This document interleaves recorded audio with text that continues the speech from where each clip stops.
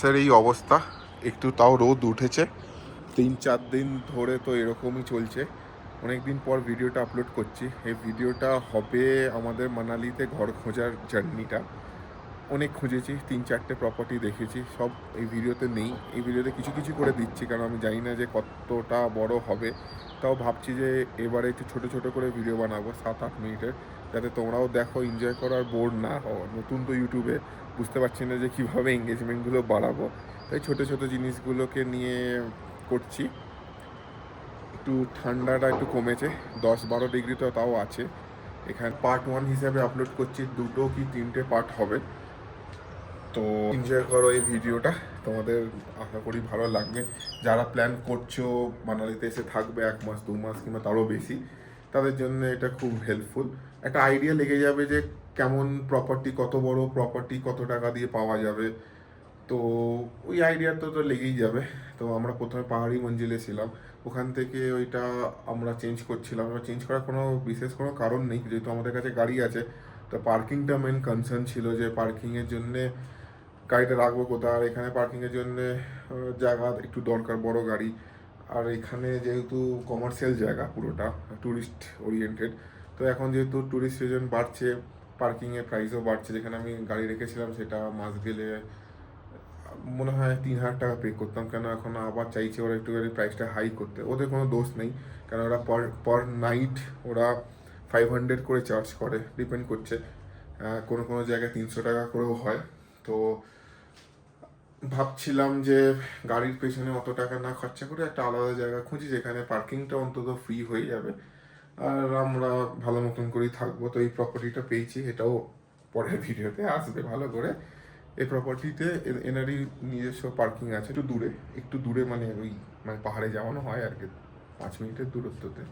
তো পার্কিংটা এখানে ফ্রি পেয়েছি, জায়গাটা খুব ভালো লেগেছে। এই ভিডিওটা পরের, এই ঘরের হোম ট্যুরটা পরের ভিডিওতে আসবে। আপাতত তোমরা আমাদের ঘর খোঁজার জার্নিটা এনজয় করো। আমরা এখন যে প্রপার্টিটাতে আছি সেটা কোনো কমার্শিয়াল প্রপার্টি নয়, এখানে কোনো লোক থাকে না। এখানে এটা 3 তলা বাড়ি, ground floor, first floor, second floor, তার উপর আবার 2টো ফ্লোর আছে। সেই ফ্লোরটায় কী হিসেবে বলতে হয় আমি জানি না। এটা কারোর বাড়ি, ওনারা সেকেন্ড ফ্লোরটাকে রেন্ট দেন।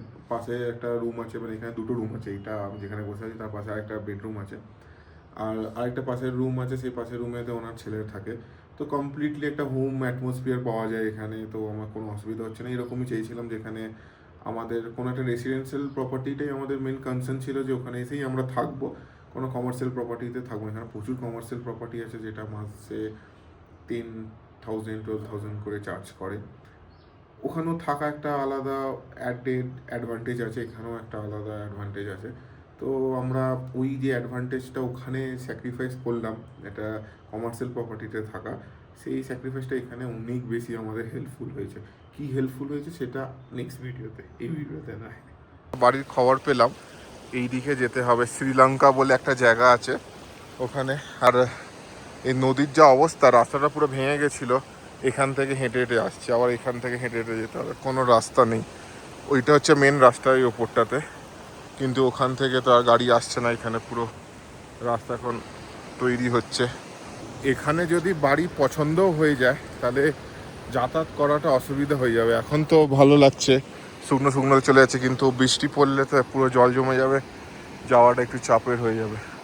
হ্যাঁ, ওপর দিয়ে যেতে পারবো, কিন্তু বর্ষাকাল আসার আগে কি ওগুলো ঠিক হয়ে যাবে ভগবান জানে। তো এখন যাই শ্রীলঙ্কাতে, মানালিতে শ্রীলঙ্কা। এটা হচ্ছে ওল্ড মানালি, নদীর ওপারে, আর আমরা নদীর এপারে আছি। অনেক চড়াই উতরাই করতে হচ্ছে, পুরো হাঁপিয়ে গেছি। এই আপেল গাছে ফুল হয়েছে, এখনো ঘর পাচ্ছি না।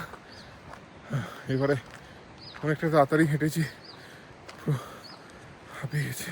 তবে এরকম একটা জায়গায় থাকা একটা আলাদাই অনুভূতি হবে, কিন্তু যাতায়াতের প্রবলেম হবে, কেন এরকম রাস্তা।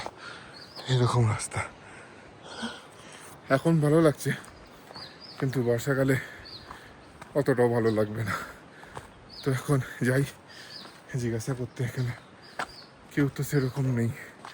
জিজ্ঞাসা করতে করতে যাই যে কত কোথায় আছে? হ্যাঁ যা রে যা রে,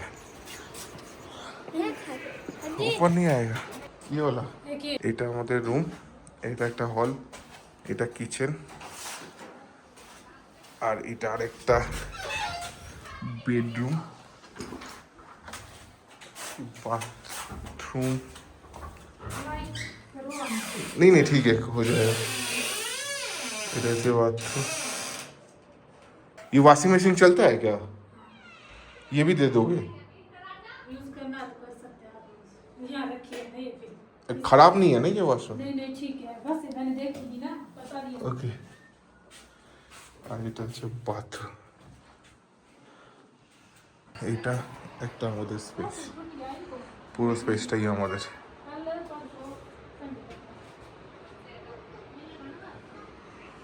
বাই। দেখলাম, পছন্দ হলো, কিন্তু ভিউটা খুব একটা ভালো নয়, মানে বারান্দা থেকে ভিউটা খুব একটা ভালো পাচ্ছে না, কিন্তু প্রচুর স্পেস আছে, ওয়াশিং মেশিনও আছে, ফ্রিজও আছে, মিলিয়ে একটা খুব ভালো প্যাকেজ, কিন্তু ভিউটা আমার পছন্দ হলো না। এটা জানি না ওর পছন্দ হবে কি না, সব দেখে রাখছি এখনও আমাদের হাতে তো 15-20 দিন আছে, সবে 2 তারিখ। আশা করছি এর মধ্যে একটা ভালো কিছু পেয়ে যাবে। Let's hope for the best.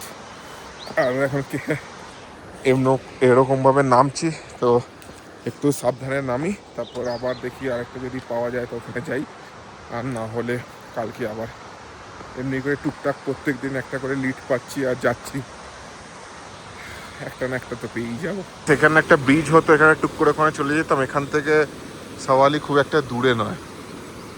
এই দূরে ওইটা দেখছো তো, এই রেলিংটা ওইটা হচ্ছে সাওয়ালি, বেশি দূরেও নয়, কিন্তু মুশকিলটা আছে জাস্ট এই পার্টটা, শুধু এইটা ক্রস করলে ওখানে চলে যাওয়া যাবে। সময় নিচর দিয়ে এলাম, এখান পর্যন্ত গাড়ি চলে আসছে দেখছি, এই ভাঙাচোরা রাস্তা দিয়ে। এখন এখান দিয়ে যাব, এখানটা একটু যাওয়াটা টাফ হবে, একটু ট্রেক করতে হবে, কিন্তু করে নেবো সাবধানে। রাস্তাটা পুরো বন্যা এসে পুরো ভেঙে দিয়েছে, মানে এখানে যারা থাকে শ্রীলঙ্কা বলে জায়গাটাতে, ওরা বন্যার পর এখান থেকে যাতায়াত করতো কি করে? এটাই তো ওদের মেন রাস্তা, পুরো কাট অফ। এখন তো তাও এটা একটু ঠিক হয়েছে, কিন্তু বন্যা হওয়ার পরপরই এরা কিভাবে যে ম্যানেজ করতো কে জানে। টাফ লাইফ ছিল ভাই। ওখানে দেখলাম যে কোনো দোকান নেই, সবজি মনে হয় অনেক দূর থেকে এসেই কিনতে হবে। একটু ওল্ড মানালির দিকে এলাম, ভাবছি যে তখন 6:30 বেজেই গেছে, ওর তো শিফট শেষ হওয়ার কথা, তো একসাথেই বাড়ি ফিরবো। তো এখন সবাই যাচ্ছি, ওখানে একটু ব্রাউনি আর একটু হট চকলেট ট্রাই করবো, তারপর ওর কাজ হয়ে গেলে একসাথে বাড়ি চলে আসবো। ভাই সাহাব বহুত চড়াই, এই তো সওয়ালি, এখান থেকে উপরে যেতে হবে। একটু জায়গা চলে এলাম, একটু আগে ওই দিকে ছিলাম।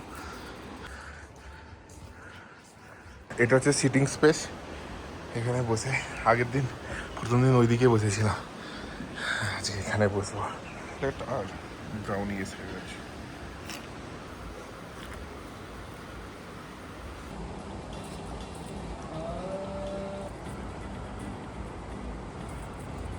এখন 7:30 বাজে, আমাদের হয়ে গেছে, তোরও হয়ে গেছে। কেমন গেল দিকটা?